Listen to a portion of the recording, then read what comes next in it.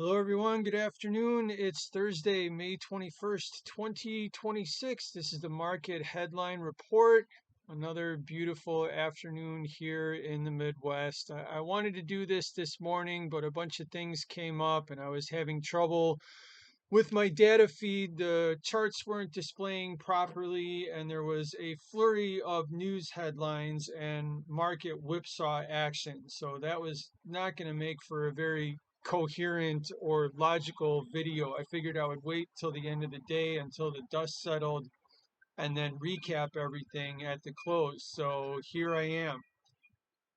Do you ever get the feeling that there's something incredibly wrong sometimes and you cannot really put your finger on it or identify it clearly, but you definitely know that something is definitely not right? And it may take some time for the situation to present itself before you can actually get any kind of confirmation that your instincts are correct. And that is definitely what I feel like is happening right now. Well, we have a major energy crisis that is definitely not getting better. The rhetoric around the war continues to get worse. The crude oil supply deficit continues to compound. And pretty much every day, we're seeing the same cycle repeat over and over and over and over again. Being a participant in today's market is kind of like being in a sick reality show where the plot never changes. It's always the same plot day in and day out. And I'm definitely starting to question whether or not my analytical skills are very useful in this environment at all. I consider myself to be fundamentally based in technicals and math when it comes to evaluating and analyzing the market, and those scientific methods just don't seem to be very relevant lately. So in today's video, I'm going to go through a few news articles and I'm going to go through some of the price action. But what I'm going to focus on here is the theme of the market, which is every day is basically the same. We have the same kind of news headlines, we have the same kind of price action, and we have the same kind of narrative that just perpetuates itself seemingly to absolutely no end. The stock market continues to go up. Crude oil continues to chop around $100. AI is still the focus of absolutely everything. Everybody is so concerned and so fixated and hypnotized on their stock portfolios that they are completely ignoring the energy crisis, which is very, very real and very, very dangerous. We've never seen anything like this in history, and the consequences are going to take a little while to play themselves out and to ripple through the marketplace. But they are definitely coming. In about 2 to 3 months, we're looking at a significant increase in prices of anything that has to do with oil. And that does not only include gasoline and jet fuel and petroleum products, but it also has major downstream effects on crops, food, and well, once you start to, get into complications with the food supply, then everything gets very, very real fast. I'm sure that lots of people will not be glued to their phones and trying to figure out how much money they made on Nvidia or Micron when they're looking at their refrigerator and there's nothing in the refrigerator, and they go to their car and the gas tank is on E and there's no supplies of either available for miles around. I think that then maybe it'll set in then, but I'm not sure. So the first thing that we're going to do is we're going to check out the news. Let's go through the headlines. I got the first headline all ready to go. And of course, here it is, Trump's magic money machine. We've got more cash for big tech because they don't have enough, it says. Taxpayers on the hook as government rushes billions to tech titans. Well, what exactly happened here? Money printer went burr all over the place, and $2 billion somehow were magically created out of thin air. And who got it? Looks like quantum computing firm D-Wave, IBM, couple of others. Looks like the government is now directly funding big tech once again. So the favorite recipients of these kinds of programs may include the big names that we all come to love and care about so much in our stock portfolios that account for all those digits on the screen. So they're listed right here. It also says that there's not really going to be an inflationary effect. You can print as much money as you want with, no reasonable influence or substantial, impact on inflation. The prices at the grocery store haven't been going up. The prices of everything else, have obviously not been going up. Well, we could just print as much as we want. Looks like big tech is getting bigger. Governments merging with big tech. They're going to create some sort of, cyberpunk baby, and we're all going to pay for it. Magic ingredients of this formula are infinite printing, zero accountability, crony capitalism, corporate welfare. Debt for them, profits for them, debt for you, looks like. While Main Street gets completely left behind, 70% of America roughly doesn't have $400 saved to cover an emergency expense, and the costs of everything, including healthcare, are going up and up and up. And now electricity bills are going to go up with data centers, and now food is going to go up in response to the energy crisis. And looks like the market's going to keep going up too. And also, let's look at something else, because I'm really wondering where we're going to get, all this money. I mean, here, this is the debt clock. We're going to hit 40 trillion pretty soon, 114,000 per citizen, debt per taxpayer, 357 grand. That would take the average taxpayer, I think, 20 years if they devoted every dollar that they made to pay for. This is incredible. Where U.S. federal tax revenue is coming in at 5.4 trillion. The U.S. federal spending is 7.1 trillion. So we're burning through 1.6 trillion every year that we don't have. All right. Well, what's another 2 billion for the bigs that obviously already don't have enough? Here's the inspiration for the story. Quantum stocks erupt as U.S. government awards $2 billion, takes equity stakes. So now we're directly investing in these companies. This was absolutely not allowed in olden days, but make way for the new AI revolution. IBM and small cap quantum names, including IonQ, D-Wave Quantum, Rigetti Computing, Inflection, and other peers, are surging in New York pre-market trading after a Wall Street Journal report said that the Trump administration is preparing to award $2 billion in CHIPS Act grants to the 9 quantum computing companies. IBM is set to receive half of the $2 billion tranche, or about $1 billion. The large cap leader in the race to build quantum computing systems that could revolutionize national security, accelerate scientific discovery, and deliver a range of other economic benefits. So this is more rhetoric of the AI revolution, that this stuff is just absolutely necessary. It's a matter of national security, probably, and it's going to solve all of our problems. The AI will solve everything, and probably in the future, with the way the market's behaving, AI is going to 3D print gasoline. We have not been able to print oil and gasoline and crops in the past, but I'm pretty sure that's coming, because that's what the market is definitely acting like. So what happened in the futures today? Well, the crude oil got smoked. It started getting smoked this morning, and it came up a little bit before it got smoked again. So we started the session at 99.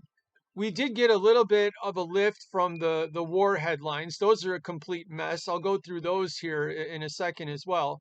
So we started out the day at 99. We went up. I woke up this morning. We were trading around 100. Reality seemed to be, somewhat setting in to the market. We got above 100, and then we hit 102 here, 102.50. And then sure enough, the oil market is generally on the high lately when I come in. And then usually within about an hour or two, the market has come off. So we have definitely put the brakes on the crude oil market by 11 o'clock. And then after a few more hours, the crude oil got slammed down to about 96. We hit the first support here, the S1. Then the market came off a little bit, and you can see this 45-degree kind of angle move here. Well, there was a corresponding move in NASDAQ, although that was the complete opposite direction.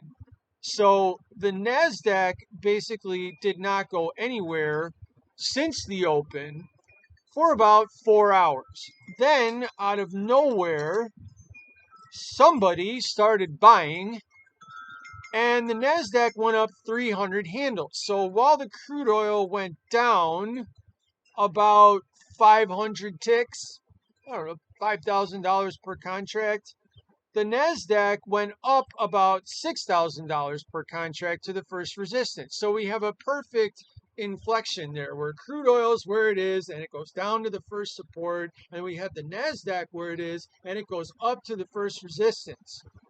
So there's this weird symmetry that's happening here. We closed the market at 29,452. So that's, a couple hundred handles higher than yesterday. We did get Nvidia earnings that provided a little bit of volatility toward the close yesterday. So the market is up slightly a little bit. If we look at the gasoline chart, the gasoline followed the crude, of course. So the gasoline was up at about 344 early this morning. It traded down at 326. There's about a $2,000 break there. $8,000 per contract for the gasoline. Then it started to recover towards the previous low of the day. That's this pink line. If we look at the daily chart, we can see that the crude oil is now starting to go negative. We had a catastrophic news headline blast yesterday, so that took us down several hundred ticks. And then we tried to recover today, but we got smoked again due to some more news headlines. So the crude oil was sitting at 104. Now it's at 98. It's still trying to hang on to $100, and these news headline raids are still having an effect. They're just not having as much of an effect as they usually did. We could see that from the daily chart that the NASDAQ is starting to go back up again. We are starting to get within the all-time high that was hit a few days ago, and with a couple more magic money machine efforts and more big tech AI revolution investments, we should definitely be able to get the NASDAQ above the 30,000 mark. I mean, if we could do another, couple of news headlines and another couple of, government equity stake announcements and allocations into some more tech companies, I mean, we should absolutely be at 30,000 by the close of business day tomorrow. So that would be a perfect end to the week on Friday. The ES is doing something similar. It's not as tech heavy as the NASDAQ, but obviously the big guys are still in there. So the S&P is up at 74.67. We're probably going to be, pushing 7,500 overnight. The gold chart is really not doing much of anything. Gold is starting to come back a little bit. It is at 45.42. It's off of the low at the 44.60 area. This seems to be pretty good support. I was looking for a little bit more of a panic town, but it doesn't look like it's going to happen. Gold is actual real value. And in this environment, with the endless supply of money that's being printed and the limitless inflation that it creates, gold is going to be a sought after asset no matter what anybody tells you about it. So that is the picture of the market. If we go back to the news headlines, we can quickly review a couple of these news headlines. So this is the one, this one just popped up, deal or no deal, market swing wildly as nukes and Nvidia narratives dominate. I mean, it really didn't swing. The NASDAQ just kind of went flat and then it went up. The crude oil was all over the place. The crude oil was going up, is going down, is going up, is going down. NASDAQ was very steady and then up. Deal or no deal, market swing wildly as nukes and Nvidia narratives dominate. I mean, we really don't need to read the article. We've already read this article a million times before. Deal or no deal. It's the same article every day.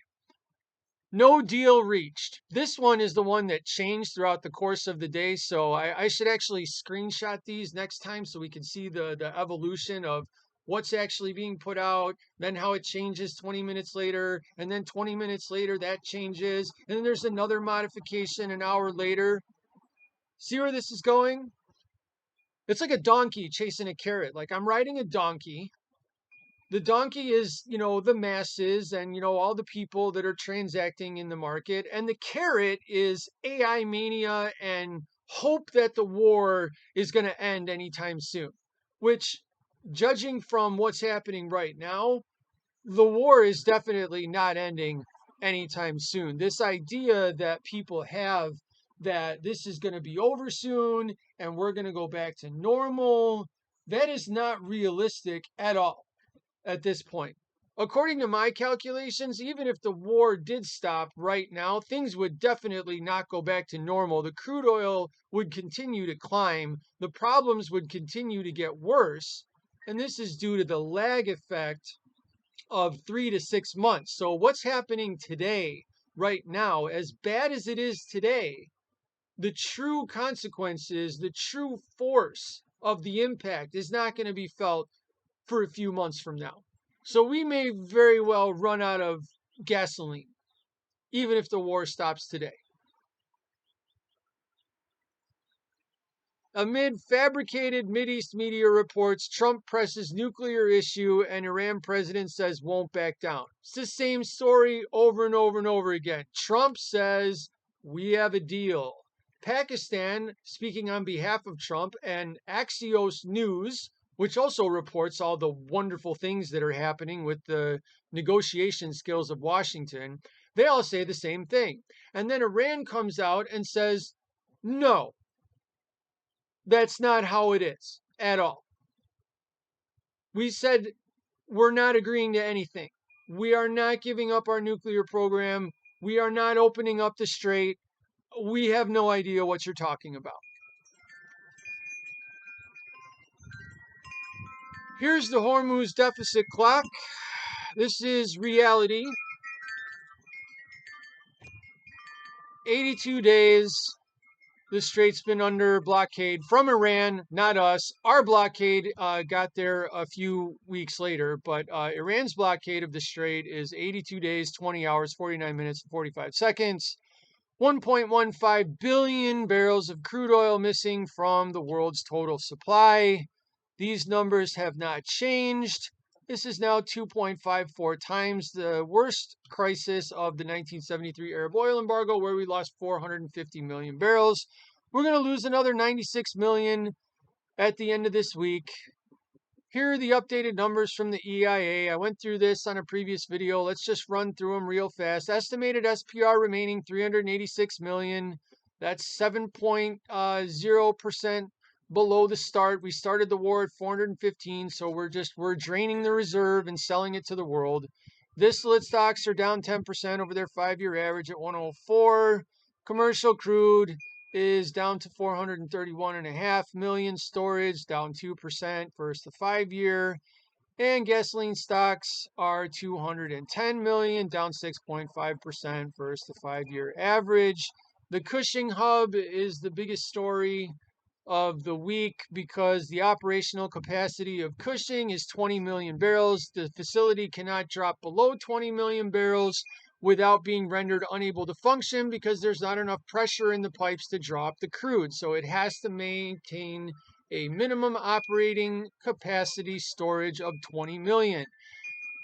It has 22.33 million barrels in there right now. So it is 4.2% above the operational minimum. So it's 95% empty of its capacity at 76 million. Sure, that's not a big problem at all. Everything's going to be totally fine.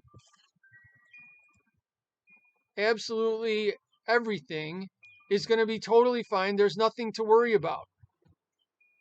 Crude is around 100. I mean, I'm going to have to shave a few dollars off of the crude price now because of the sell-off today. It's sitting at 98, so the war premium is a little bit less than 95, but not by too much. The 52-week high remains around 117 and a half. That's as high as it got. I do think that eventually reality is going to set in. We'll probably get back up there, but it's not going to happen in any sort of orderly fashion. The market is in complete denial right now that there's a problem. It's basically pricing an interruption rather than a actual blackout period or actual shortage. So when the shortage reality begins to creep in, that's if it can creep in. I mean, the investment community and everybody else, they're so high on AI and debt that they can't see this coming. So when it actually does show up, the reaction could simply be this, tremendous panic move. Oil rallies $40, $50 in a day. And then all of a sudden we wake up and the crude oil futures price is at 150. And no matter what Trump says, the headlines just don't work anymore. The drugs no longer have an effect. The patient is so far from help that the drugs don't even do anything, and the toxicity level is now so high that it's lethal, and the inevitable finally happens and they have to make it to the hospital. So that is the current situation for today. It will probably be more of the same tomorrow. So when I turn on my screen tomorrow, I may be saying the exact same thing or roughly the same thing, maybe not the same way, but definitely the same theme as I'm saying today. So until then, take care. Enjoy the nice weather. If you have it, get outside, go do something. Don't waste your entire life staring at the screen because there's nothing special happening right here. I'll see you on the next one.